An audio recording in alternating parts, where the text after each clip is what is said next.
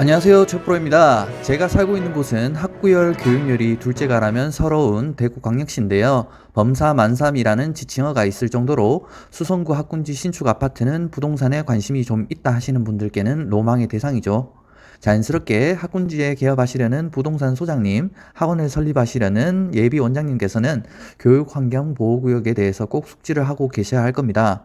오늘의 영상에서는 교육환경보호구역이 무엇인지, 이 구역 내에서 제한은 어떤 것들이 있는지, 학원의 종류와 학원 설립이 제한되는 조건이 무엇이 있는지에 대해서 상세하게 살펴보겠습니다. 그럼 시작해볼까요?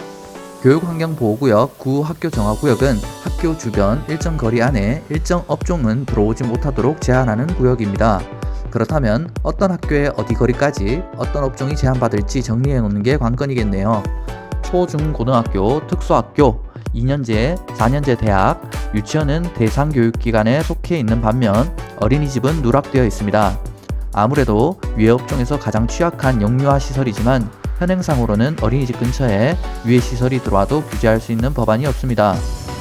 교육환경보호구역의 거리 제한은 50m, 200m입니다. 절대보호구역은 학교 출입문으로부터 직선거리 50m 거리 반경이고 정문, 후문 모두 해당됩니다. 상대보호구역은 학교의 경계선으로부터 직선 200m 반경입니다. 그림으로 보니 그래도 이해가 조금 더 쉽죠? 이따 살펴보겠지만 노래 관련으로는 노래연습장, 단란주점, 유흥주점, 숙박 관련으로는 여인숙, 여관, 모텔, 호텔, 게임 관련으로는 오락실, PC방, 영상 관련으로는 비디오 감상실, 영화관, 무도 관련으로는 무도학원, 무도장 등이 있습니다. 헷갈릴만한 점으로는 최근 당구장, 만화방 업종이 유해 업종에서 제외되어 초중고등학교 인근에도 들어갈 수 있게 되었습니다. 그렇다면 초중고 인근에 마음에 쏙 드는 상가를 찾았다고 가정해봅시다. 상가 계약을 하기 전에 그 상가가 보호구역에 속해져 있는지, 속해 있다면 절대보호구역인지 상대보호구역인지 어떻게 알 수 있을까요? 첫 번째로 저같이 나이 많은 어르신들은 전화가 짱입니다. 관할교육지원청에 전화해서 주소와 업종을 불러드리면 친절하게 이야기해 주십니다. 두 번째, 인터넷에서 토지 이음을 검색하시고 토지 이용 계획 열람을 찾아보는 것입니다. 우리는 확실하게 그림으로 보고 이해해야 오래가기 때문에 예를 들어보겠습니다. 대구 달서구 신당초등학교의 정문 인근에 위치한 총 3군데 건물인데요. 1번은 두말할 것 없이 100% 절대보호구역입니다.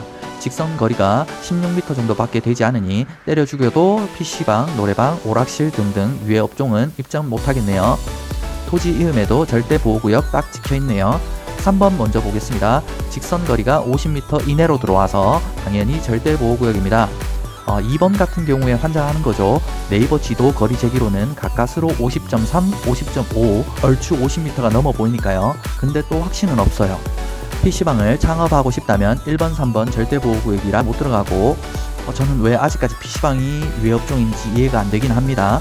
제가 생각을 좀 해봤는데요. 뭔 생각을 해? 하지 마세요. 2번이 상대보호구역이라면 교육청에 상대보호구역 해제 심의를 신청해서 통과하면 PC방을 오픈할 수 있죠.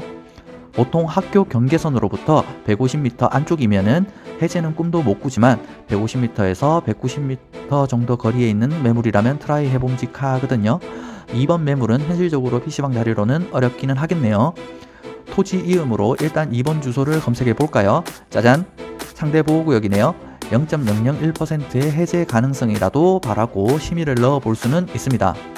다만 심의를 넣기 전에 교육청 담당자에게 전화로 해당 주소와 하시려는 업종을 말씀해 주세요. 이전에 같은 업종으로 같은 주소에 심의를 했던 기록이 남아 있을 수도 있거든요.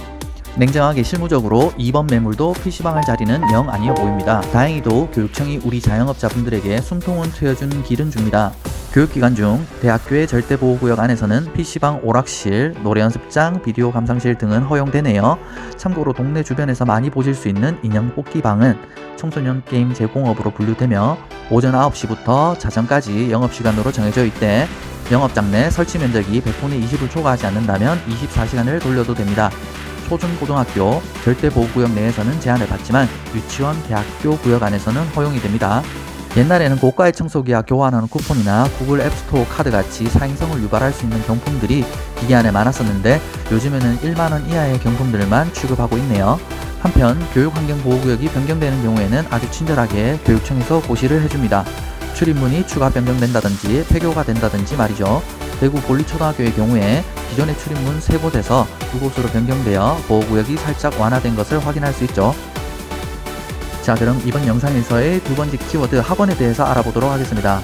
여기에서 학원은 학원 교습소 독서실을 포함해서 지칭하고 성인 대상이 아닌 청소년들을 대상으로 하는 학원입니다.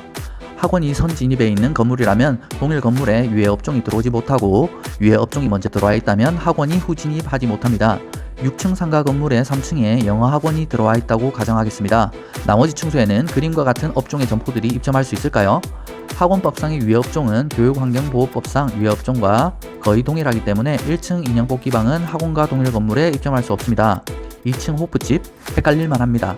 퇴근길에 시원한 생맥으로 회포를 푸는 어른들의 이미지가 머릿속에 있어 아무래도 유해업소겠지라고 생각하겠지만 이종근생 음식점은 유해업종이 아닙니다. 시원한 호프 한 잔과 사랑에 빠진 게 죄는 아니잖아요. 4층 PC방 교육환경보호법상의 유해업소는 맞지만 학원법에서 PC방은 학원과 동일 건물에 입점할 수 있답니다. 5층 당구장 교육환경보호구역대 당구장과 만화방은 유해업소에서 제외된다고 말씀드렸었죠. 6층 노래연습장 말해 뭐 하겠습니까? 유해업소라서 입점 못합니다. 쉽게 말해 건물에 학원이 처음으로 입점하게 되면 건물 전체에 유해업종 코팅 보호막이 쳐진다고 보시면 될 것 같습니다. 임대인의 입장에서는 이 학원을 월세 놓음으로써 다른 호실을 임대할 때에는 업종의 제한이 생깁니다. 약간 양날의 검 같네요. 아예 교육 쪽 학원 전용 상가로 노선을 잡을 수도 있겠습니다. 유해 업종이더라도 학원과 같은 건물에 입점할 수 있는 예외 규정이 있긴 하거든요. 바로 넘어가기 전에 학원과 교습소, 공부방의 특징부터 짚어볼게요. 학원은 등록 업종으로 수강생 수의 제한은 없지만 입점할 수 있는 시설군이 500제곱미터를 기준으로 교육, 연구시설 또는 이종근생입니다. 교습소는 신고 업종으로 원장님 1명밖에 티칭을 못하고요. 9명 이상 동시간대 교습은 불가합니다. 피아노는 5명입니다. 실제로 피아노 교습소에서 원장쌤 한 분이 학생 5명 이상을 동시에 지도한다는 게 불가능하긴 합니다. 원장쌤이 영화 신의 한 수 권상우가 아닌 이상 공부방 또한 신고업종으로서 정식 명칭은 개인 과외 교습자입니다. 명문대 학생들이 중고등학생들을 과외하는 사례 주변에서 많이들 보셨죠? 이때 교습자가 대학생이라면 신고 안 하고 교습할 수 있다는 메리트가 있어요. 교습 장소는 학습자 또는 교습자의 주거지에서 가능하며 눈여겨볼 포인트는 오피스텔은 불가능하다는 점입니다. 이 세 가지 유형의 교습 시간은 오전 5시부터 밤 10시까지입니다. 제가 중고딩 때는 시험 기간 때 특별 보강 이런 것들로 밤 10시, 11시 수업도 했었거든요. 세월이 참 변했네요. 자, 우리가 주로 다뤄볼 학원에서의 면적 제한 규정입니다. 강의실, 순수하게 강의하는 공간만을 의미하고요. 30제곱미터 이상, 135제곱미터 이하의 단위면적 제한입니다. 열람실, 학생들이 자유롭게 책을 읽거나 공부할 수 있도록 마련된 공간입니다. 네이버 AI 검색에서는 이렇게 쓰여져 있는데 자습실 정도라고 생각하시면 될 것 같습니다. 60제곱미터 이상이어야 하고요. 실험실, 학원의 설립 운영 및 과외 교습에 관한 법률에는 면적이 나와 있어서 같이 적어봅니다. 잘 보진 못했습니다. 일단 45제곱미터 이상이어야 합니다. 지하실은 원칙적으로 학원 시설로는 사용할 수는 없습니다. 근데 건물 한 면이 지상에 노출되어 있고 대피로가 2개 이상 확보되어 있고 채광이나 시설이 조건에 부합하면 된다고는 하는데 저는 지하에 입점해 있는 학원을 최근에는 거의 본 적이 없는 것 같아요. 강의실 면적은 실사용 면적으로 측정하고요. 복도, 기둥, 원장실 등 강의 용도가 아닌 자질구레한 것들은 싹 다 빼고 강의실 안에 벽과 벽 사이 순수 거리를 측정합니다. 필히 실내 공사 들어가기 전에 면적 측정 단디 해놔야 될 부분입니다. 자, 오늘의 하이라이트입니다. 청소년 대상의 학원과 유해 업종은 동일 건물에 입점하지 못한다는 걸 우리는 잘 알고 있습니다. 압니다. 너무 잘 알지요. 원칙이 있으면 예외가 있는 법. 이러면 안 되지. 유해 업종과 학원이 같이 들어갈 수 있는 조건이 있습니다. 대전제로 건물 연면적이 1650제곱미터 이상이어야 합니다. 평수로는 499평입니다. 대지 면적 50평짜리 4, 5층 작은 상가는 안 된다고 보시면 되겠네요. 제법 규모가 있는 중대형 상가여야겠습니다. 첫 번째로 연면적 1650제곱미터 이상이라면 학원과 동일층, 인접층 아닌 곳에는 유해업소가 입점 가능합니다. 여기서 인접층이란 위아래층입니다. 학원과 인접층이지만 수평거리가 6m 이상 떨어져 있다면 또 입점이 가능하고요. 학원과 동일층이지만 수평거리가 20m 이상 떨어져 있다면 또 입점이 가능합니다. 그림으로 살펴보겠습니다. 3층의 성인용품 판매점이 입점해 있습니다. 1층과 5층, 6층은 동일 인접층도 아니므로 유해업소 프리패스입니다. 주의해야 할 층은 2층, 3층, 4층입니다. 3층은 동일층이므로 성인용품점에서 수평거리 20m 떨어진 호실에만 입점 가능합니다. 2층과 4층은 인접층이므로 20m까지 떨어질 필요는 없지만 6m 이격을 두어야 합니다. 참 쉽죠? 대전제로 건물 연면적 1650제곱미터가 넘을 때에만 적용되는 규정인 점 꼭 메모요. 근데 문득 드는 궁금한 점이 있습니다. 지하층은 연면적에 포함될까요? 네, 지하층 또한 연면적에 포함됩니다. 지하층을 빼는 건 용적률을 산정할 때만이라고 정리해 두셔도 됩니다. 용적률의 적이 쌓을 적이잖아요. 지면을 기준으로 쌓아 올리는 것이므로 지하는 묻는다라는 표현이 맞겠네요. 용적률을 구할 때 지하층은 산입하지 않는다 체크해 두시고요. 그림을 보겠습니다. 각 층 면적이 300제곱미터인 지상 5층, 지하 1층 건물이 있습니다. 지하층이 연면적에서 제외된다면 5개 층으로 300 곱하기 5, 1500제곱미터겠죠. 1650제곱미터 이하라서 유해 업종은 못 들어옵니다. 지하 1층까지 포함된다면 6개 층으로 300 곱하기 6, 1800제곱미터입니다. 그러므로 지하 1층에 노래 연습장이 들어와 있는 상태에서 4층 영어 입시학원이 들어와도 된다는 결론입니다. 다른 케이스를 적용해 볼까요? 각 층이 200제곱미터인 건물이 있습니다. 200 곱하기 6, 연면적이 1200제곱미터라서 1650제곱미터에는 살짝 못 미치네요.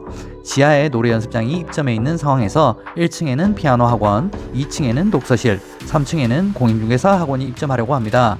1층 피아노는 불가능하죠. 2층 독서실도 불가능입니다. 3층 공인중개사 학원은 어떨까요? 가능합니다. 왜냐고요? 유해업소와 같은 건물을 못 쓰는 학원이란 청소년을 대상으로 하는 학원입니다. 성인을 대상으로 하는 공인중개사 학원은 입점이 가능하다는 점. 오늘의 영상은 여기까지입니다. 이번 영상이 학교 학원이 밀집한 지역에서 부동산을 하시는 소장님들과 예비 원장님들께 많은 도움이 되었으면 합니다. 영상이 볼만했다면 구독과 좋아요 부탁드립니다. 최프로였습니다.